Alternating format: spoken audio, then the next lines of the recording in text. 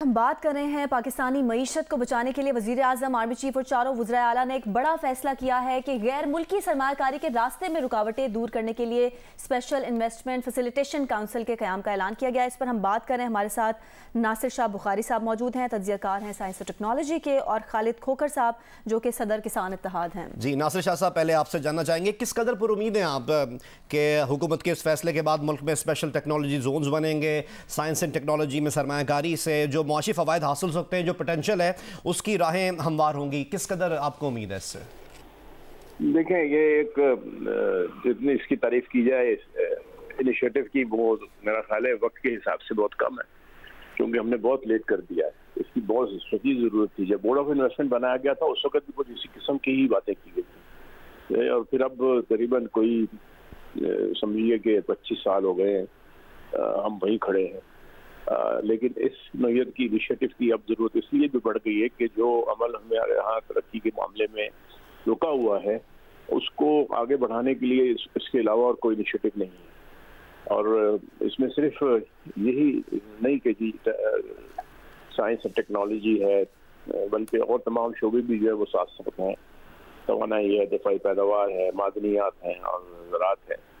तो इसमें एक अच्छा टारगेट इन्होंने सेट किया है कि जी हम 70 बिलियन की जो एक्सपोर्ट्स बढ़ाएंगे और 70 बिलियन की जो है हम इंपोर्ट सब्स्टिट्यूशन करेंगे। तो 10 बिलियन की आपके यहाँ इंपोर्ट होती है एग्रीकल्चरल प्रोडक्ट्स की, उसको तो यकीनी तौर पर आप फौरी तौर पर कम कर सकते हैं। लेकिन IT के शोबे में जो है अभी भी बहुत सारी मुराद की जो अनाउंसमेंट हो चुकी हुई है पहले, वो मौजूद है, इम्प्लीमेंटेशन नहीं है। ये जो आपका एक स्पेशल टेक्नोलॉजी जोन STZA का कंसेप्ट था, बहुत अच्छा कंसेप्ट है, लेकिन जब से बना है वो वहीं खड़ा है। और ये एक बदकिस्मती है कि पॉलिसी बन जाती है, उस पर अमल करने का कोई तरीका नहीं होता। मैं हमेशा सवाल करता हूँ STZA वालों से कि कितने आपने जोन जो है वो अब तक 2-2.5 साल में बना लिए, 3 साल में बना लिए। तो वो कहते हैं जी बस हमें अप्रूवल का प्रोसेस जो है उसमें हम फंसे थे, क्योंकि ये यहाँ पर रेंटबिज्म जो है वो इतनी है वो ख़त्म ही नहीं होती। और उसके देखा देखी जो UAE ने जोन्स बनाए अपने IT के लिए, वो उसमें लोगों को जाके जिस तरह से बढ़ चढ़ के हिस्सा लेते हैं, कई यूनिकॉर्न्स जो है वो उन्होंने वहाँ डेवलप कर लिए। और हम यहाँ पाकिस्तान में बहुत मुश्किल से भी अगर देखा जाए तो 2 या 3 ऐसी कंपनियां हैं जो नज़र आती हैं कि जिसमें कोई ना कुछ वर्थवाइल काम हो रहा है, क्योंकि हमारे पाकिस्तानी नौजवान जो हैं वो पाकिस्तान से बाहर चले जाते हैं और वहाँ जाके काम करते हैं, और अल्लाह उनको सक्सेस भी देता है। लेकिन पाकिस्तान में उनको ऐसा माहौल ही नहीं मिलता कि वो यहाँ पर अपने डेवलपमेंट का काम कर सकें। बैक ऑफिसेज बनाए हैं उन्होंने, उनको यहाँ पर जो है उनके फ्रंट ऑफिसेज जहाँ से उनकी सेल होती है उसको भी लाने की ज़रूरत है, ताकि यहाँ पर उनको वो मराद दी जाए। तो ये जो एक स्ट्रक्चर क्रिएट किया जा रहा है, इस स्ट्रक्चर से उम्मीद मैं करता हूँ कि ज़रूर ये जो प्रोसेस है जिसमें डिलेज जो हैं वो ख़त्म ही नहीं होते, उसको कम से कम एक अमल को जो है तेज से तेज सर किया जाए। लेकिन ये अपॉर्चुनिटी हमारे लिए बहुत थोड़े वक्त के लिए है। ये अगर हमने इसको ज़ाया किया तो फिर हमारे लिए बहुत मुश्किल हो जाएगा। तो इसको बहुत ज़्यादा तवज्जो देने की ज़रूरत है। आर्मी ने अपने जो ये तो सही बात है कि आर्मी के जो रिलेशनशिप है वो मिडल ईस्ट में बहुत स्ट्रॉन्ग हैं, और वो अपने गुड ऑफिसर्स को जो है मिडल ईस्ट वाले भी चाहते हैं कि आर्मी को साथ लेके आए। लेकिन उसके अलावा भी जो एक अहम चीज़ है वो ये है कि आपको विद इन गवर्नमेंट के अंदर भी जो एक कंसेप्ट होल गवर्नमेंट का प्राइम मिनिस्टर साहब कल से बात कर रहे हैं, उसकी बहुत बड़ी ज़रूरत यह है कि आपके यहाँ मुस्तकिल तौर पर जो है मिसाक मईशत जो है उस पर और रिफॉर्म जो है उसके ऊपर एक फैसला हो जाए। प्राइवेटाइजेशन जो है उसका एक बहुत इम्पोर्टेंट अमल है। और मैंने अपने करीबन जितनी मेजर प्राइवेटाइजेशन हुई है पाकिस्तान में, अच्छी बुरी, उसमें किसी न किसी सूरत में हमारी पार्टिसिपेशन रही है। लेकिन आप ये देखिए कि जैसे के इलेक्ट्रिक है, उसका मसला जो है वो आप के सामने है कि पिछले कितने सालों से वो जो शंघाई इलेक्ट्रिक जो है उसने उनके साथ मुआहदा किया है कि वो $9 बिलियन की इन्वेस्टमेंट करेंगे। वो तो इन्वेस्टमेंट करने के लिए आज भी तैयार है, लेकिन पाकिस्तान में उसके अंदर कोई ना कोई मसला ऐसा है जिससे उसको हल नहीं किया जाता। हाँ, अगर कोई इश्यूज हैं तो उन इश्यूज को हल करना चाहिए। अब ये तो लो हैंगिंग फ्रूट है। $9 बिलियन की इन्वेस्टमेंट जो है वो शंघाई इलेक्ट्रिक जो है वो पहले कह चुकी है। और ये आपकी वही प्राइवेटाइजेशन स्टोरी थी, लेकिन रुकी हुई है कि कराची शहर जो है उसके अंदर डिस्ट्रीब्यूशन का प्रॉब्लम रिजॉल्व नहीं हो रहा, क्योंकि नई इन्वेस्टमेंट नहीं आ पाती। और शंघाई ने जो है वो नई इन्वेस्टमेंट का उनसे वादा किया था। मैं हर दफ़ा देखता हूँ जब उनका डेलीगेशन आता है और हुकूमत से मिलता है, हुकूमत उनको बड़े अच्छी तरह से जो है रिसीव भी करती है, लेकिन रिजल्ट नदारत। तो ये हमें ख़त्म करना पड़ेगा। ठीक है। खालिद खोखर साहब, आप क्या समझते हैं, ज़राअत का शोबा वो है जो कि पाकिस्तान के लिए रीढ़ की हड्डी की मानद है, और ये जो प्लान दिया गया है हुकूमत की जानिब से ज़राअत के शोबे को भी इसमें ऐड किया गया है, आप समझते हैं कि ये बरवक्त प्लान है या कुछ देर कर दी गई है प्लान बनाने में, और किस हद तक इम्प्लीमेंटेशन मुमकिन हो पाएगी इस प्लान पर? देखें जी, पहली बात तो ये खुशैन बात है। अब हम इसको डिस्कस करें कि ये देर आया, दुरुस्त आया या लेट आया या इसको मुनासिब नहीं है सरकार। ये स्पेशल इन्वेस्टमेंट फैसिलिटेशन काउंसिल का प्रोग्राम जो है, मैं समझता हूँ कि इस वक्त हमारी ज़राअत के लिए बहुत इंपॉर्टेंट है। हमारे पास न जदीद मशीनरी है, न जदीद टेक्नोलॉजी है, रकबे हमारे गैर आबाद पड़े हैं, इन्वेस्टर कोई आता नहीं, एतमाद की फिजा है नहीं। हमारा लोकल इन्वेस्टर भी यहाँ पे नहीं आ रहा, वो भी आके एग्रीकल्चर में इन्वेस्टमेंट नहीं कर रहा, क्योंकि हमारी यहाँ पे जो माहौल बना हुआ है वो मुनासिब नहीं है।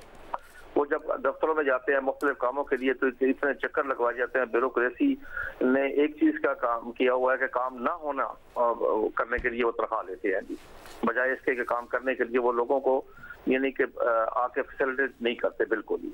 इसलिए जो हमारा लोकल इन्वेस्टर है वो भी बर्दाश्त है, वो नहीं आता। अच्छा, जब तक हम अपने लोकल इन्वेस्टर को सहूलत न दें, जब तक वो खुश ना हो, उस वक्त तक बाहर का भी कभी भी नहीं आएगा। इसलिए इस प्रोग्राम में मैं तो ये रिक्वेस्ट करूंगा कि सबसे पहले जो हमारा लोकल जो यहाँ पे इन्वेस्टर जो कॉर्पोरेट सेक्टर है उसको लाया जाए, उसको देख के बाहर वाला इन्वेस्टर भी यहाँ पे आएगा, हमारे पास जदीद टेक्नोलॉजी आएगी।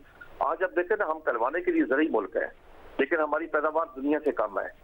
हमारे पंजाब की पैदावार कोई है गंदम की 32-33 मन, इंडियन पंजाब की 55 मन है। इस तरह हमारी कपास में हम पीछे चले गए, हम बाकी फसलात में पीछे चले गए, हम हर चीज बाहर से इंपोर्ट करते हैं। हमारी 14 से 15 बिलियन डॉलर की एग्रीकल्चर प्रोड्यूस की इंपोर्ट है। इस वक्त अगर देखे जाए तो पिछले साल हमारी जो टोटल इंपोर्ट थी वो 80 बिलियन डॉलर की थी, और हमारी एक्सपोर्ट थी 31.5 बिलियन डॉलर की। 48.5 बिलियन डॉलर का डेफिसिट है इंपोर्ट एक्सपोर्ट में। अब ये जो माहौल साजगार बनाया जा रहा है, और खसूसन एक ट्रस्ट लेवल कायम होगा कि जब आर्मी चीफ उसमें बैठेंगे जी। आप जिस तरह अभी पहले फरमा रहे थे कि मिडल ईस्ट वाले सारे वो हमारे आर्मी पे एतमाद करते हैं, सियासी गवर्नमेंट पे इतना ट्रस्ट नहीं। हालांकि होना तो चाहिए कि हमारी इलेक्टेड गवर्नमेंट पे ज्यादा ट्रस्ट होना चाहिए, लेकिन बदकिस्मती है कि ये ट्रस्ट लेवल नहीं है। तो इसमें अगर आर्मी चीफ भी बैठ रहे हैं तो उसके बाद मैं समझता हूँ कि ये बहुत ही खुशआइंद बात है। और इससे सिर्फ ये नहीं कि इक़्तिसादी पोजीशन आपकी ठीक होगी, फूड सिक्योरिटी की आपकी पोजीशन ठीक होगी, बॉर्डर सिक्योरिटी आपकी बेहतर होगी। वो कहते हैं जिसे घर दाने उसे कमले भी चाने। जब आपके पास हर चीज खाने पीने के लिए बाहर से आपको कोई चीज इंपोर्ट नहीं करनी पड़ेगी, आपका जदीद टेक्नोलॉजी के काश्तकार खुशहाल होगा, उसके बच्चों की तालीम के हालात बेहतर होंगे, सेहत के हालात बेहतर होंगे, हर चीज इस चीज से बेहतर होगी। फिर यह कि वन विंडो ऑपरेशन है ये, कि एक ही छत के नीचे चारों सूबों के वफाक के सारे मसले उसके हल होंगे, यानी कि उसमें चारों वज़ीर आला भी इन्वॉल्व है, प्राइम मिनिस्टर भी है, चीफ ऑफ आर्मी स्टाफ भी है, मुतल्लिका मिनिस्टर भी है। तो ये बेहतरीन सोच है जिसने भी ये मंसूबा बनाया। मैं कहता हूँ ये बहुत जबरदस्त है और ये बहुत पहले होना चाहिए था, लेकिन बहरहाल देर आया दुरुस्त आया। इस वक्त ये वक्त की अहम जरूरत है कि आज हम डिफॉल्ट की तरफ जा रहे हैं। हमारे आम लोग, मैं उनकी परेशानी आपको नहीं अंदाजा, आपको उनके जज्बात का लफ्जों में अदा करके नहीं बता सकता तो वो कितने परेशान है। जब ये कल खबर चली है टीवी चैनल पे तो मुझे मुख्तलिफ काश्तकारों आम लोगों ने टेलीफोन किया, तो मैंने उनको बताया, उम्मीद की किरण उनको मैंने दिखाई कि इंशाल्लाह अब बहुत बेहतरी की तरफ हम जाएंगे। तो मैं इसमें आर्मी चीफ को भी अप्रिशिएट करता हूँ, प्राइम मिनिस्टर साहब को भी अप्रिशिएट करता हूँ। उम्मीद है जी। अच्छा नासिर, हमें इससे बहुत बेहतर उम्मीद है जी। नासिर शाह साहब, आपसे जानना चाहेंगे कि माजी में कई बार साइंस एंड टेक्नोलॉजी पर तवज्जो देने की बातें की गई हैं, लेकिन हुकूमतें तब्दील हुई, सियासी अफरा तफरी रही, इस वजह से जो मंसूबे और जो वादे किए गए थे वो कंप्लीशन तो दूर की बात, उस पर इनिशियल इम्प्लीमेंटेशन भी नहीं हो सका। स्पेशल टेक्नोलॉजी जोन्स का जो मंसूबा था उसके मुतालिक आपने खुद मिसाल दी। तो अब इस काउंसिल के क़याम से उसके लिए ये कितना हौसला अफजा है? दूसरा, असफर एहसन साहब अभी हमारे साथ मौजूद थे, उनका इस जो इकदाम है हुकूमत का वो इसको तो सराह थे, लेकिन उन्होंने बोला था कि बोर्ड ऑफ इन्वेस्टमेंट के होते हुए इस काउंसिल का क़याम उनको थोड़ा समझ से बाहर नजर आ रहा था। तो आप क्या समझते हैं, उनका एतराज़ सही था? नहीं, वो आपने अगर सर्कुलर देखा हो तो वो बोर्ड ऑफ इन्वेस्टमेंट ने इशू किया है और ये बड़ी क्लैरिटी के साथ है। इसका मतलब ये है कि ये जो भी काउंसिल है ये उस बोर्ड ऑफ इन्वेस्टमेंट ही को फैसिलिटेट करने के लिए है। ये कोई प्राइम मिनिस्टर हाउस से जो है डायरेक्टली ऐसा नहीं इशू हुआ, बल्कि प्राइम मिनिस्टर हाउस के नीचे बोर्ड ऑफ इन्वेस्टमेंट है, तो सर्कुलर खुद बड़ा क्लियर है। तो ये थोड़ी कंफ्यूजन है, मेरा ख्याल है जब ये इसकी ऑपरेशनल चीज़ें तय होंगी तो उसमें ये ज़रूर आप देखेंगे कि ये बोर्ड ऑफ इन्वेस्टमेंट जो है वही इसमें मेन रूल हुआ होगा एज ए कोऑर्डिनेटिंग ऑर्गेनाइजेशन। और इसका बोर्ड ऑफ इन्वेस्टमेंट का बड़ा जो मकसद था वो यही था कि ये कोऑर्डिनेशन क्रिएट करे, लेकिन उस कोऑर्डिनेशन में बोर्ड ऑफ इन्वेस्टमेंट ये को सुनता नहीं था, क्योंकि वो जो इदारे और दीगर थे वो उनके साथ ऐसे मसाइल थे जो पूरे, जैसे सबका ख्याल ये कि यहाँ ब्यूरोक्रेसी काम नहीं करती। ब्यूरोक्रेसी में बहुत अच्छे अच्छे लोग भी हैं, लेकिन वो भी बेचारे परेशान हो जाते हैं, क्योंकि वो कहते हैं कि जी यहाँ पर जो है कोऑर्डिनेशन नहीं हो पाती।